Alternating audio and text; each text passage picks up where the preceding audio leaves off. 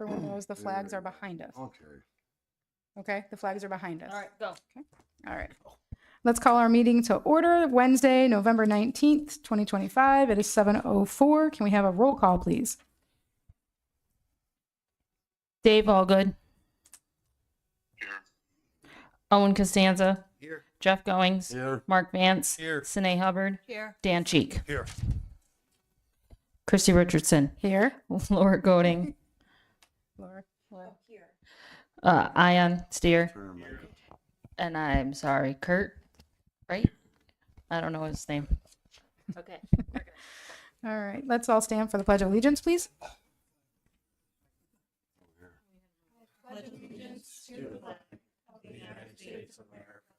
And to the republic for which it stands, one nation, under God, indivisible, with liberty and justice for all.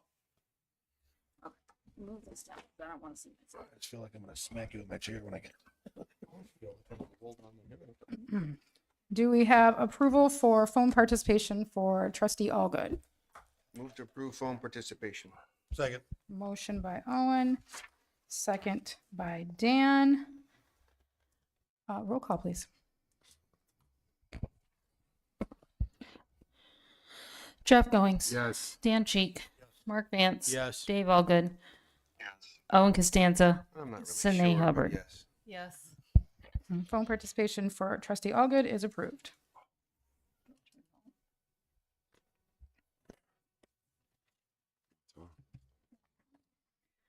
All right, do we have a motion to approve tonight's agenda? Move to approve the agenda. Motion Second. by Owen, second by Jeff. Did we want To- to? Mhm. Amend the Oh, agenda. amendment. I'm sorry. Okay. Yes. Move to amend the agenda. SCADA presentation after the reports. Motion to amend the agenda to move item 14. 14 to place of 7. Second. Second by Sine. All right, we need a roll call, please. Sine Hubbard. Yes. Mark Vance. Yes. Jeff Goings. Yes. Owen Costanza. Yes. Dan Cheek. Yes. Dave Allgood. Yes. So now I need a motion to approve the agenda as amended. Motion to approve the agenda as amended. By Mark, second by Dan. And roll call, please. Mark Vance. Yes. Dave Allgood. Owen Costanza. Yes. Jeff Goings. Yes. Dan Cheek. Yes. Sine Hubbard. Yes. Motion for tonight is amended and approved. Okay. Do we have a motion to approve Board of Trustee meeting minutes from October 22nd, 2025? Move to approve October 22nd minutes. Motion by Second. Sine, second by Owen. Are there any discussion on this item? Okay, roll call, please. Dan Cheek. Yes. Dave Allgood. Yes. Sine Hubbard. Yes. Mark Vance. Yes. Owen Costanza. Yes. Jeff Goings. Yes. Meeting minutes from October 22nd, 2025 is approved. Any public comment? Wally, anything? No? Okay, all right. No.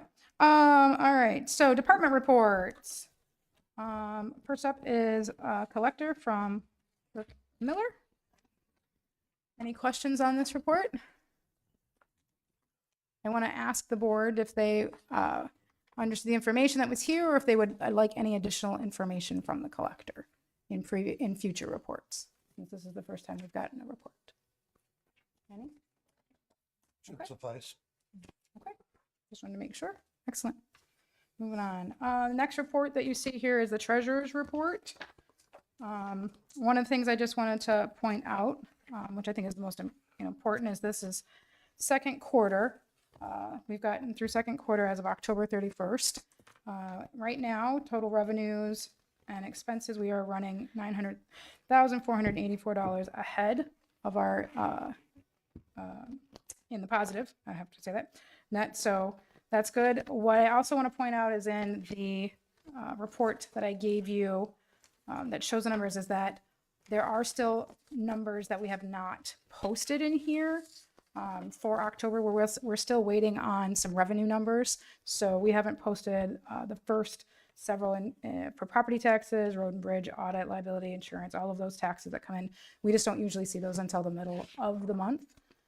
So they'll get posted, but we're still running ahead of our expected. So that's good. Are there any questions on any of the numbers provided to you in the treasurer's report? Any over here? No? Okay. Then moving on.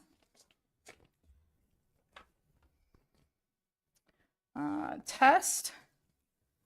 Ian, do you have anything about your report? No, I mean, the only thing I want to add is that while I was gone, we had another blower failure. Of course we did. Base on this. I know I've touched base on it a bunch, but everything at the plant's getting older. It seems like these failures are becoming more and more frequent. Life expectancy on a lot of this equipment is 10 to 15 years old. I know when Owen was village president, we did date range of everything, and I would probably, at that time, almost 80% of the equipment was past its expected life expectancy. It's going to be little stuff, VFDs, blowers, and stuff like that. It's not major failures, structural wise. The plant's in really good shape still, but these little $4,000 or $5,000 expenses are going to start popping up more regularly as they have been in the last year and a half, 2 years.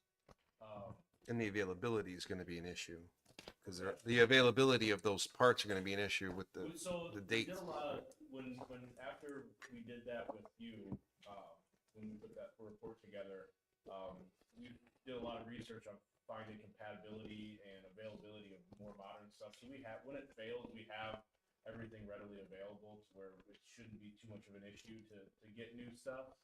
I just wanted to give you guys a heads up that it's gonna start seeming like every couple months there's something, and it's just because the plant's 20 years old. Right. Yeah, we just did all the pumps and stuff too. Yeah. So, And that's the thing, we have been fixing stuff. Yeah. A lot of that stuff, we're on top of maintenance. We keep a log of everything, of when it's been changed, when it's been rebuilt, when it's been replaced. And if the option is to replace or rebuild, and it's about the same cost, usually we replace rather than rebuild, just so that way you're dealing with a new part. Your guys' flight pumps, they're the best that you can pretty much buy, and you have flights pretty much everywhere. So pump wise, we're just rebuilding them works really well. But if you guys ever have any questions or ever want to see anything, always available. any other discussion or any other questions? Yeah, I had Brian? a couple questions. Please go ahead, Jay. So do we have sufficient backups in-house? We're keeping those, so you have like a backup flight, so if something does or not. And we were able, because our budget is as well as it is, we were able to buy a spare $30,000 pump for Good. collection point lift station that just sits on the shelf in the event Right. that something happens there, because that lift station's been so problematic. But since we worked with Chris and David and everybody and got a lot of that infiltration issues down there solved, it's been running smooth. Just gonna leave it at that.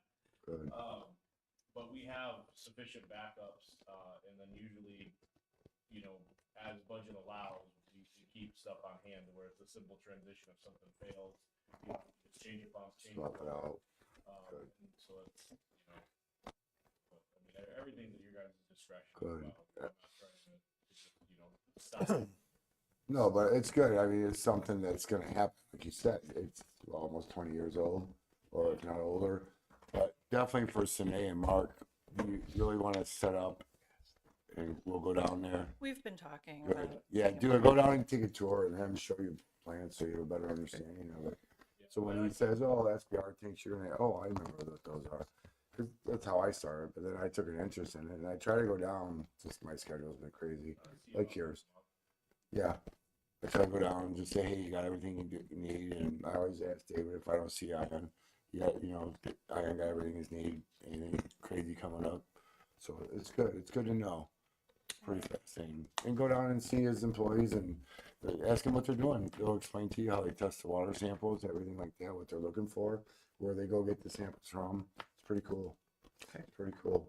Any other questions for Ion? No question, I have a comment though. Okay. So I mean, I am touching this and we've talked about this in the past, but you know, those bonds are up in 2028. And I know Dawkins wants to dig a new well, but I mean, those things are working fine. I mean, the aliens could invade too, but in the next coming year or two, you really should probably plan on putting a committee together and looking at taking those bond payments that we're not going to make anymore. And, you know, some of it should go back to the general fund because in the last 20 some years, we've taken millions of dollars out.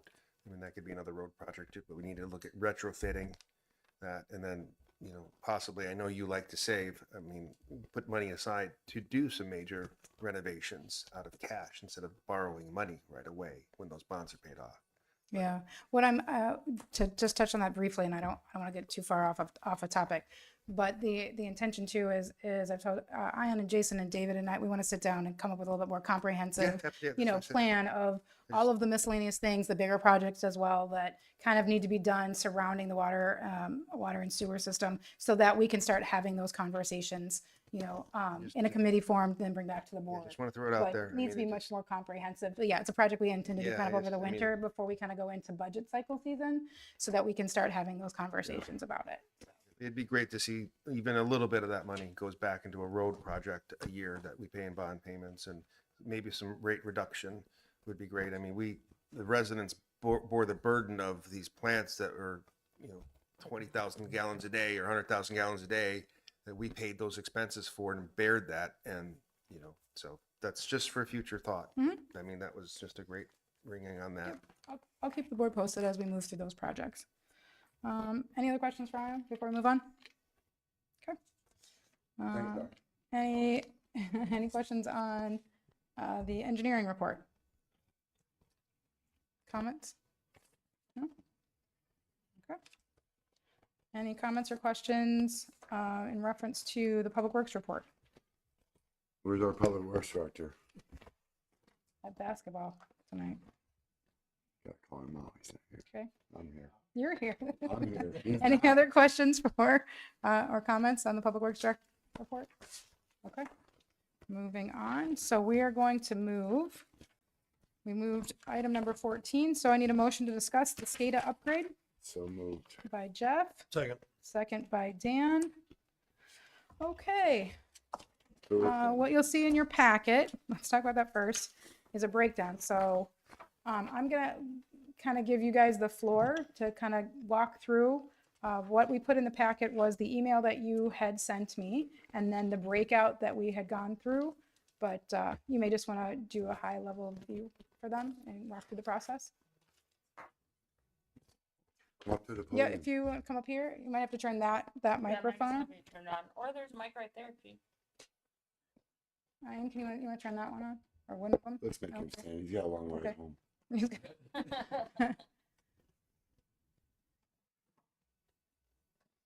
Should be, There you go. tap it. Hello. Yep. Okay. Perfect. Yeah. So basically, not everything, but the main controller that's running the north and the south wastewater plants are obsolete. They've been discontinued for some time. So getting the parts it's all you got to get them off eBay and things like that, and that's never a place you should be getting control devices off of, and you're not getting them directly from the manufacturer. But so basically, it's supposed to be a redundant system. So if one of the controllers fails, the controls pass on to the other controller. That hasn't been working out there for a very long time. I mean, 6 years ago, I think Test took over, and I was with a different company at that time, and it wasn't working then. So that's the redundant Control Logics controller that's listed up there. Just interject for a second. Like if Can you use the microphone, Ian? It might have to be turned on. The blue light come on? There it is. Yeah, if I could just interject for a second, if that redundant controller doesn't work, the plant turns into a 24-hour operation where somebody has to man the controls 24 hours a day, 7 days a week. So it gets rather time consuming and expensive because we can't do anything else. There's 3 of us here and there's, basically 3 8-hour shifts, basically to flip switches. So if that redundancy doesn't work and it fails, which it has, and Kurt's had to come up here and rescue us. And in the past, we've had other people that have been on short availability be able to come rescue us if we lose a controller. And we've replaced parts with used parts because you can't get the stuff anymore. But I just wanted to touch base on the importance of the redundancy in that system, because if it does fail, when it fails, we have to do everything manually and we can't do anything else because about every 10 to 15 minutes, something needs turned on or off, a valve needs open or closed. Everything works electronically and the PLC controls all that. So sorry to button in. No, it's all right. No, that's good. I have a better understanding. Yeah, so that's the bulk of the actual part price is the redundancy controllers. Outside of that, there's multiple control panels that are over kind of an outdated, obsolete communications. But so that'd be updating to Ethernet IP for that would be the communication protocol, and it's kind of future proofing too. 'Cause that's the way everything's kind of going. So some of there's multiple control panels. A lot of that stuff is not obsolete. So we're able to integrate the new controller into the existing inputs and outputs that are at each control panel. Some of the other parts are, updating to the Ethernet communications, adding some Ethernet switches, reworking the influent lift station that's out there. So everything's going to talk together, and then future equipment you can integrate easier. And then we also had, but most of the parts, like I said, are in that redundancy controller. Programming, you can migrate the program, but then you're just migrating problems that exist right now. So we were looking at cleaning up the existing programming and getting it more modernized and more efficient and easier for troubleshooting, and then the labor is, putting all the parts in, wiring, making wire changes as needed, running Ethernet cables, and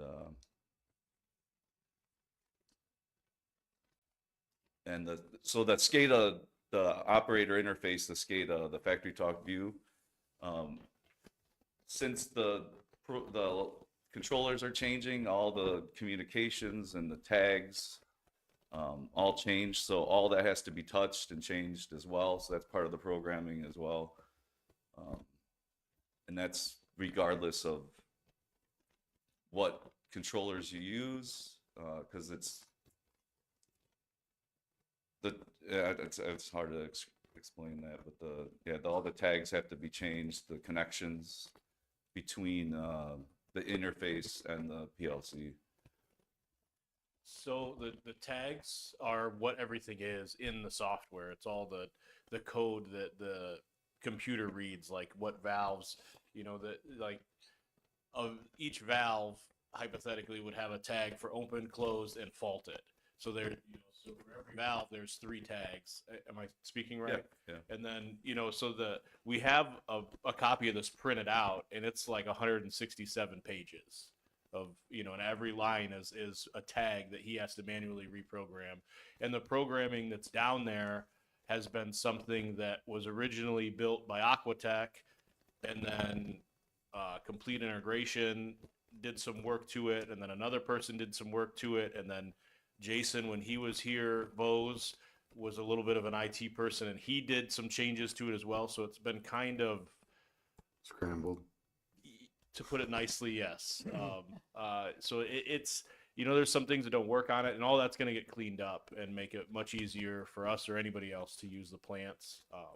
And then, everything that we're doing, as far as I know, is future compatible and forward compatible. Because back in 03, 04, when people were building this stuff, they weren't thinking about, hey, is this going to be available in 10 years? Because it was the latest, greatest, where technology has evolved so much so quickly. I believe that now we all pretty much look towards making sure everything's forward compatible. Good. So, and if I misspoke anything, No, just- it's, yeah. Kurt, you'll be doing all the programming? Me Good. and Bill that I work with, yeah. Okay. Yeah. What's the name of your company again? I'm sorry. I'm with Test. Oh, you are with it's a it. different division of test. Oh, okay. I didn't know that. I'm sorry. Yeah, so test actually in the last couple years has branched off into 3 different areas where we build and manufacture control panels, and then we do the PLC programming and all that stuff, which is his division, and then we obviously do plant operations and laboratory as well. So I know Chris has been expanding in the last couple years. So when we've been starting to talk about doing all this is the beginning, the middle, to update and upgrade the SCADA. This is the first part of First it. It's phase. just the north plant. Just the north. There will be some copy and paste with south plant. Okay. But it's you're still gonna have to redo all the programming and tags and hardware, and the biggest expense with all this stuff is the hardware expense. I know we did a SCADA upgrade in Capron with a different company, and it was the same deal. 80% of the cost was parts. Right. And Right. I don't know what it is with this one exactly, but Christy- Yeah. How much of? 140,000 parts. Right, so we, just for board clarification, Yeah. when we did our budget, we budgeted $200,000 for this project. So we're underneath that currently. One of the things I would like you to speak to, because I don't see it here, and I think it is one thing I did ask for, is that there is not a timeline here for this project, and there is not a warranty on here, what we can expect for that work. So if you could speak to that, please. Timeline, I mean, most of the programming would be done well before implementing it. But pretty much, I figured about a month of programming, so that would be off-site, done before. And then at that point, it's that, when you go to implement it, it's that day. For actually getting it in service and running it.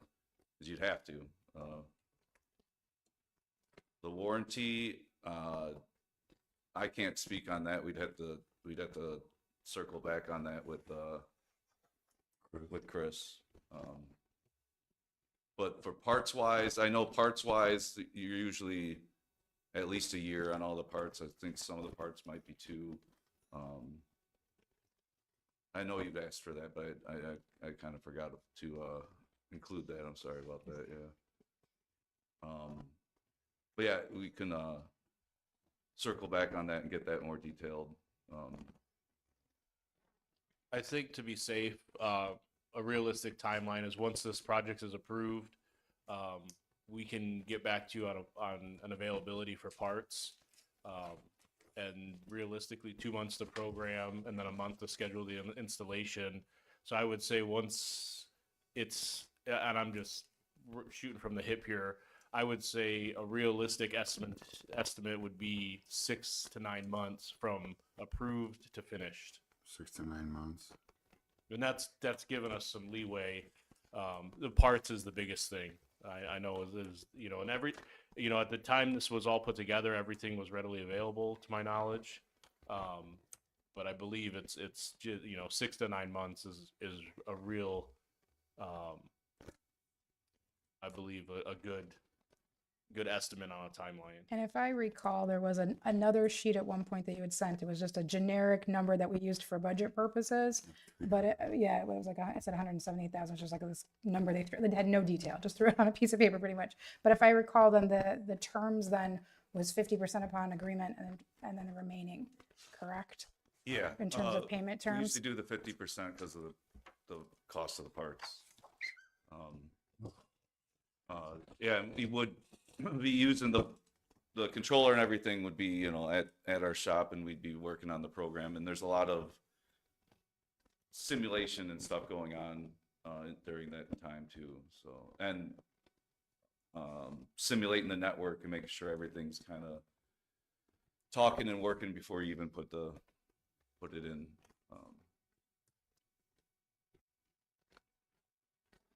Are there, So, since this is a division of tests and this is considered in-house, is there annual maintenance on the software itself? Are there upgrades included? Things Yeah, like so the software, the license for the like the interface, SCADA interface,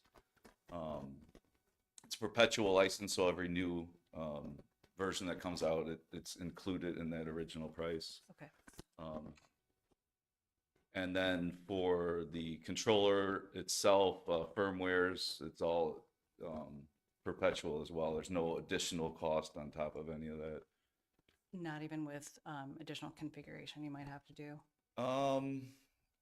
With this series and everything, it's usually just a firmware update. Yeah, the programming itself would carry on through all the updates. Yeah. I'm just trying to understand if there's any hidden costs in there. No. Thank you. Yeah, I'm not the best at explaining this stuff, okay. so I'm I trying understand. my You're best. doing but, good. Understand, yeah. As long as we understand. Yep. And we waived the bidding process for this because we don't want further scrambling of all this, different companies doing this, someone new, someone different. Like he said, it's been scrambled over the previous years.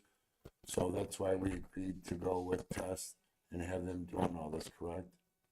You have to waive bids.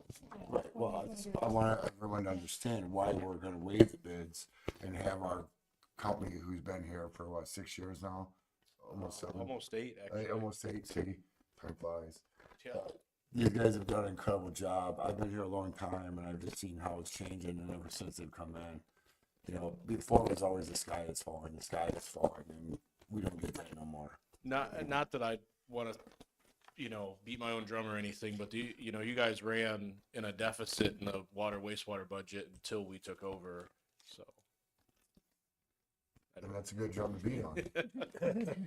You can beat it all you want. is there any other questions? No.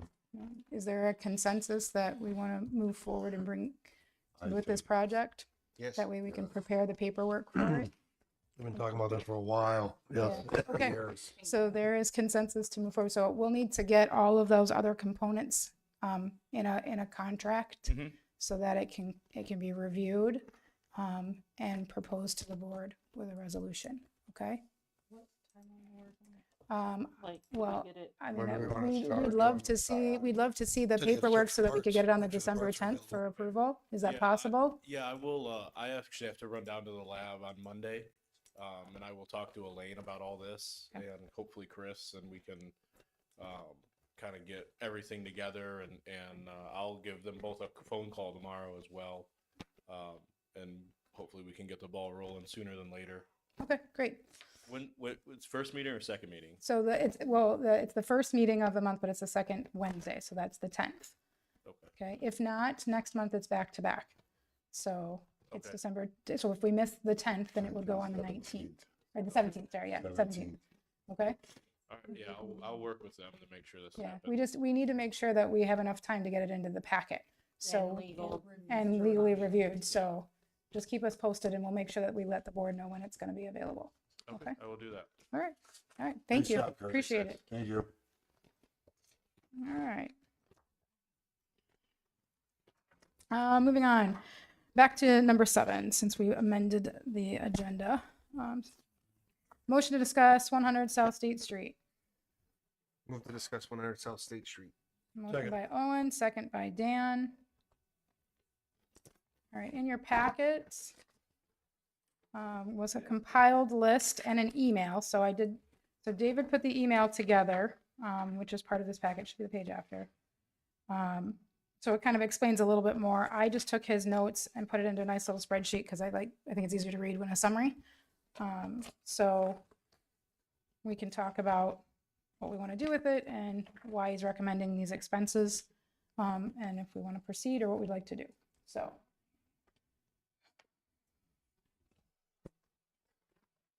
So did you have someone come in and give a bid on this? No, him and he went through with staff to look at the existing issues and then based on the square footage, put together some reasonable numbers of what it's going to take care of those particular issues. So most of what they're proposing here can all be done in-house. The only one that has been In-house, we in want our question- guys to do all this? This, yeah, I mean, this is basic, you know, and that's, they have the confidence to do it. The one area that they're not 100% in love with is if they need to go do the mud and trowel work and the joint tape. That's not something that they would prefer to do, Right, so you might as well just have a drywall company come in and hang up mud. tape which it. we can ask them if that's what the board would like to see. We could have those numbers prepared, but at least this gives you kind of an idea Yeah. of where to start based on the condition of the property. So are there, Call someone, I know a bunch of drywallers. okay, who, the questions? Yeah, Owen, please, thank you. Another question. Or comment, please? No, I was waiting. Go back to the usage. I mean, I did not want to get on Facebook and all the people that talked about our juvenile delinquent children in town, which, I mean, okay, yeah, they ring your doorbells every once in a while, but our kids here are pretty good. I still think we need a community space here. And Chrissy, you did the mock interviews too. I was actually surprised to see some of the clubs that they have at the high school. I mean, that would be a great partnership to bring some of the Hispanic club or the chess club or some of the other clubs, and they don't have to go all the way up to the high school. I'm sure most of those children live closer to here than the high school. The church partner with the Lutheran Church, with the Grove Church. I'm sure there's lots of community uses for that. And every town that I have traveled on both sides of Lake Michigan in my boat, every one of those communities have a community space that's open from dawn to dusk. They've got internet, and there's people in there playing card games and board games, and they have open mic and music things, and there's nothing on this side of the town for the kids to do right now other than sit at home and play video games. It'd be great to see church or school organization utilize the space. Sine? I had asked for this assessment to be done, so are you just asking if we agree that the work should be done? Yeah, I mean, ultimately, you know, based on whatever usage we do decide, we need to know whether or not we're willing to spend this, you know, portion of funds to allocate towards that usage, end goal. I So, think it needs to be done regardless, but that's just. Well, it depends on what we're gonna use it for. Either way, you're still gonna. Right, I think either way we should bring it up to. Well, we're okay, gonna use it okay, let's take turns. Who wants it? Sine, are you finished? I just wanna make sure. I personally think we should just invest in it a little bit, It's our but property. We should take care of it. It's owned by the taxpayers. yeah. Absolutely. That's kind of what I was getting at. I mean, it's bought and paid for. Why let it go into disarray? And even if we did use it for storage, I mean, these guys are walking in and out of there and it says right there, moldy. I mean, that needs to be addressed just for, health reasons of staff possibly going in and out of there. Yeah, I do want to point out, if there is the desire to use the space, you know, in an unsupervised manner, this does not reflect the cost of the locks or the camera system. Right. So This that is would be an basic, additional, yeah. that, I just want to point that out. It's not that we're not willing to spend it, but it's not in these numbers. So if that is the case, then if there is a consensus that we want this work to be done, I can let David know so that we can start, and this is a good winter project for our team to work on, so that they can start preparing to do so. Any other questions, Jeff, concerns, Mark, anyone? Well, we just hired a person, so I would assume that we're busy. I think maybe this should be done by like a company, at least get a couple bids on it by a company. Then you're paying prevailing wage. That just went up from.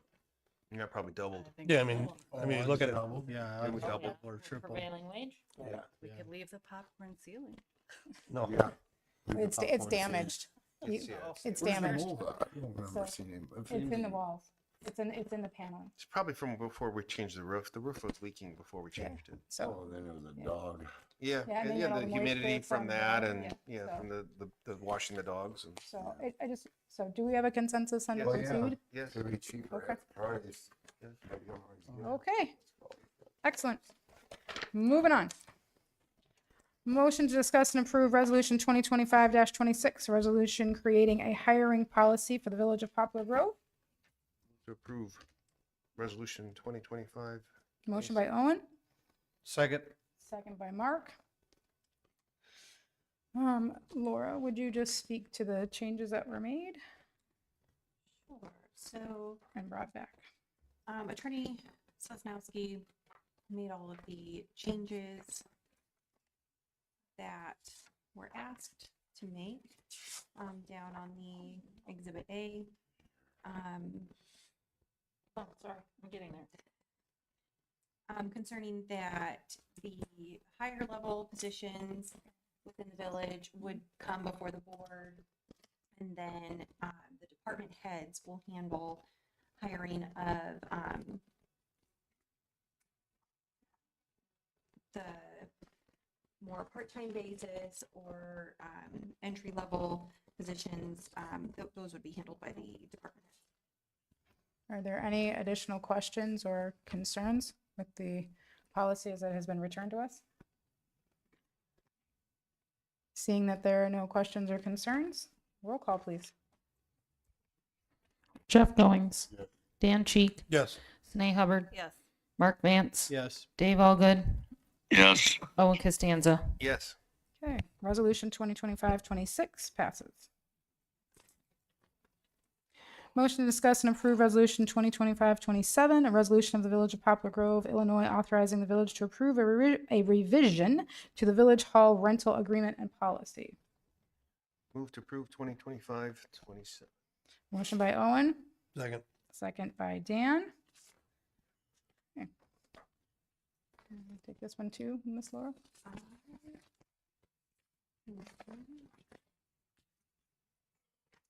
If not, I can. Don't have it. All right, so if you look in, I'll take it then. In this one, there was a handful of things that we had asked at the very end to be changed. One of them was in the first section where it says fee exemptions, we are not charging for non-for-profits. We took out the word Poplar Grove, so it applies to all non-for-profits that want to use the space. We also added into the decoration section, if you will. If you go to rental policies, decorations, there you go. We added double-sided tape because we had problems with that as well. So that is also included. And then we fixed 2 Scribner's errors that were in there. Are there any additional questions or concerns on this policy? Barring that, I hear none. Roll call, please. Sine Hubbard. Yes. Dan Cheek. Yes. Jeff Goings. Yes. Owen Costanza. Yes. Dave Allgood. Yes. Mark Vance. Yes. Resolution 2025-27 passes. Okay. Motion to discuss and approve Resolution 2025-28, a resolution of the Village of Poplar Grove, Illinois, approving the risk management proposal from Illinois County's Risk Management Trust for general liability, automobile, public officials liability, crime, property, cyber, excess, and workers' compensation insurance. Can you say that again? Yeah, that's hard. I'll do that again. Motion to approve. Second. For a motion by Sine, second by Owen. Is there any questions or concerns? Owen? Yep. Nope, no Oh, no? concerns. I just wanted to touch on, speaking with everybody over this, I kind of really say shame on IML for how they kind of handled this, but we did put them on notice in July. And it is very common for the incumbent commercial carrier, whether it be this or whether it be a business, they're putting together those renewal numbers, and you typically don't get them to 45 to 60 days before the renewal because they're reassessing everything. They're going through all the numbers. So from July until, they could have taken our current policies, which a good agent would have done, and put a proposal together based on our schedules that are in our current policy, but they didn't. They wanted to wait to see that renewal, and all they did was plug those numbers in here. And I also wanted to touch, this just happened this week. This has been very, geeky insurance thing that happened this week.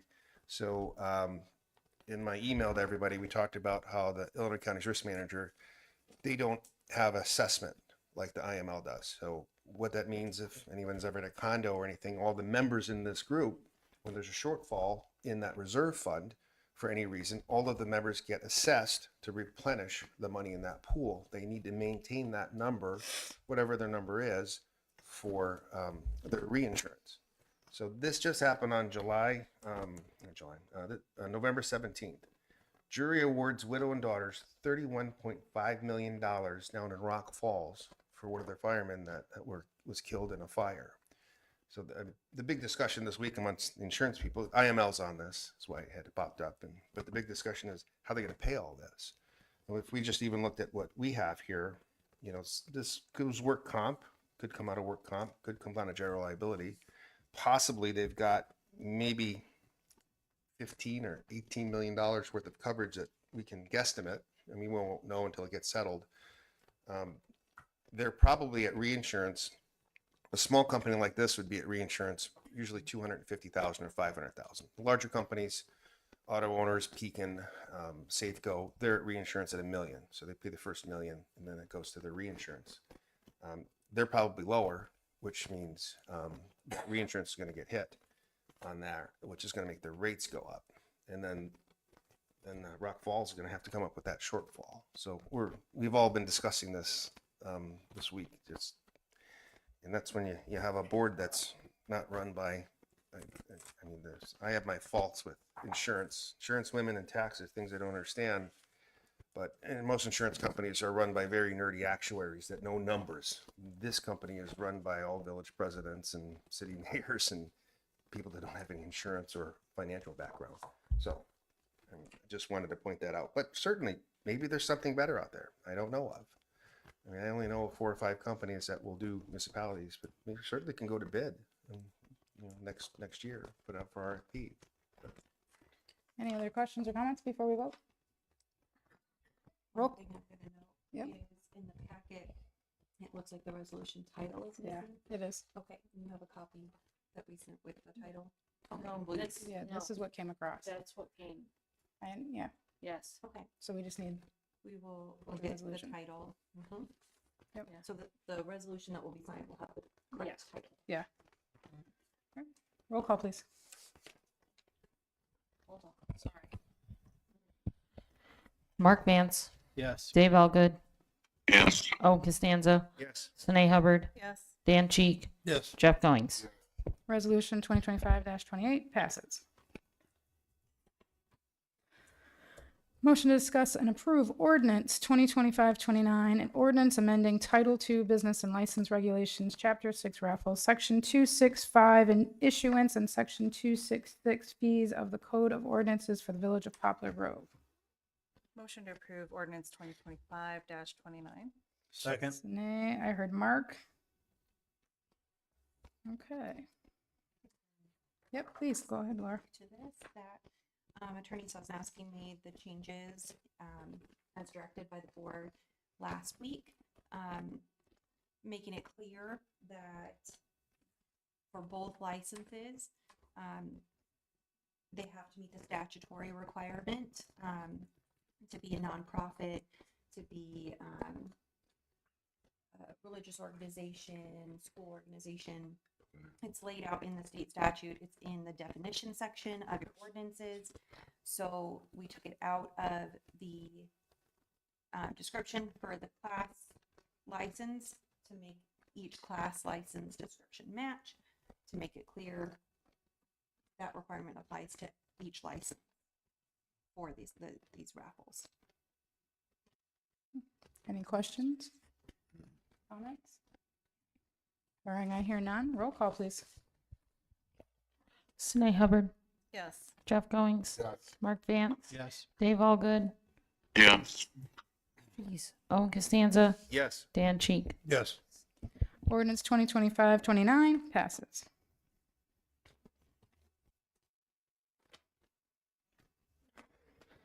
The old one. The new one you haven't.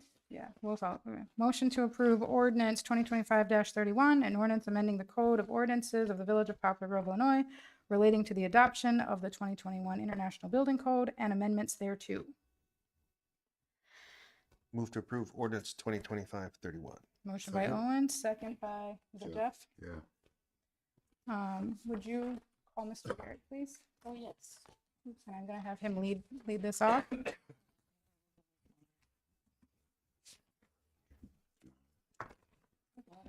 This one, I need to put it in this one.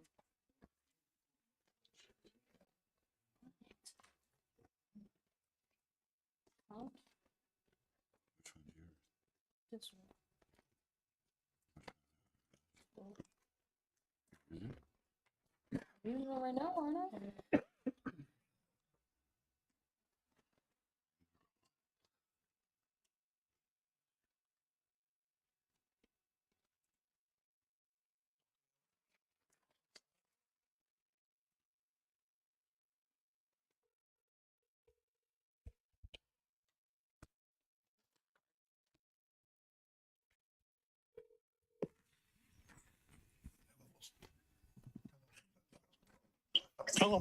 I can.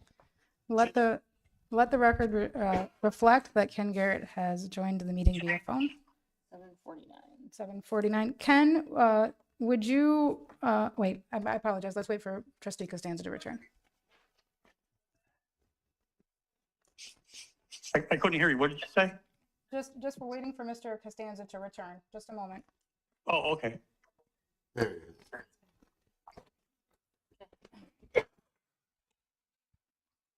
Ken, would you go ahead and read us into the situation as it unfolded today and where we are, please? Sure. Let me just kind of back up a little bit on the situation. So the code requires a sprinkler system based on the construction type and square footage of the building. One of the exceptions to that is to separate the building into 5,000 square foot sections. And that requires to separate those with firewalls, which are structure independent. And you have to have breakaways on the roof, so part of the roof could collapse and the rest of the building would remain. So, and knowing how the building is going to be used, putting in 2 interior walls was going to make it very difficult. So when we realized the situation, I contacted Steve and said, here's the requirement. We are open to you presenting something as an alternative, which would require us to amend the code. So they presented a plan where it would be one fire-rated wall splitting the building into 2 sections, but it wasn't a firewall. So, and it was greater than 5,000 square feet. So those 2 pieces are part of the request to increase the square footage from 5,000 to 7,500 and to accept a fire barrier, which is basically 2 layers of drywall on each side with either wood studs or metal studs. But it's a fire barrier, not a firewall. And, you know, as the code is a minimum standard. So when somebody asks to do something less than a minimum standard, we are always, you know, we have to find some rationale in which to accept something less. And what was decided was a fire alarm system that really entails heat detectors, some horns and strobes, and then a connection to a central station. So that was the appeal. Then today they wanted to remove the fire alarm requirement. That was part of the, you know, so part of this amendment. We reached out to the fire district and they are not in favor of that, of removing the fire alarm requirement. So that's kind of where we're at today. Happy to answer any questions that anybody might have. Are there any questions for Ken regarding this matter? Okay. I do want to say I've spoken to Steve today, and he is comfortable putting the heat sensors in. So the ordinance that you have before you is just the change in reference to the size of the square footage and the acceptance of the fire barrier instead of the firewall. I just want to make that clear that that's what is presented in front of you to vote on today. And this will eliminate the installation of the sprinkler system Correct? by We- having the fire Well, alarms, heat and sensors, by choosing the, by altering the size, we're also removing the firewall requirement, right. and we're saying a fire barrier is Right. sufficient. And this one is just used for storage of his flight training school. only, As we understand it, yes. As we were told. Okay. Are there any other questions or comments before we vote? Okay, barring none, roll call. Mark Vance. Jeff Goings. Yes. Sine Hubbard. Owen Costanza. Dan Cheek. Yes. Dave Allgood. Yes. Ordinance 2025-31 passes. Thank you, Ken. Bye. Motion to discuss and approve check disbursements for payment scheduled to be paid November 20th, 2025 in the amount of $637,663.15 in AP checks, $22,769.15 in EFTs, and an estimated payroll of $42,449.91 for a total of $702,882.21. Move to approve $702,882.21. Motion by Owen, second by Jeff. I want to point out in here, I mean, it's a big number. We've taken possession of the new snowplow, so that snowplow payment that we chose to do in cash is in here, $249,000. So we also have our MFT payment, our second one. There will be one more, and I believe it's 240 some thousand that's in, or excuse me, 270,000. So it is also in here. 540. And then we just have a handful of other normal bills, which typically equates to about another 150,000. And then you're seeing last payroll. So we had our payroll after our last meeting, and you're seeing the estimated payroll for the upcoming. So, are there any questions? I will note that there is more than ample in the bank accounts to cover all of this. So, no worries there. Okay. All right. Roll call, please. Jeff Goings. Yes. Dan Cheek. Yes. Mark Vance. Dave Allgood. Yes. Owen Costanza. Sine Hubbard. All right. Check disbursement in the total of $702,882.21 passes. All right. For the good of the village, 12th annual Christmas tree lighting is this Saturday, November 22nd, 2025, between 4 p.m. and 6 p.m. Village Hall will be closed Thanksgiving holiday, November 27th and 28th. Next Board of Trustees meeting is December 10th, followed by the following trustee meeting at the December 17th. Village Hall will be closed for the Christmas holiday, 24th and 25th, and Village Hall will be closed New Year's holiday, December 31st and January 1st. Do we have a motion to adjourn? Motion by Owen, second by Mark. We do need a roll call. Hold on. Stop. Who seconded? Vance? Mark, yes. Thank you. Dan Cheek. Yes. Dave Allgood. Yes. Sine Hubbard. Mark Vance. Owen Costanza. Jeff Goings. No, I want to hang out longer. We are adjourned at 7:58 p.m. Have a good night, all. Snap, snap.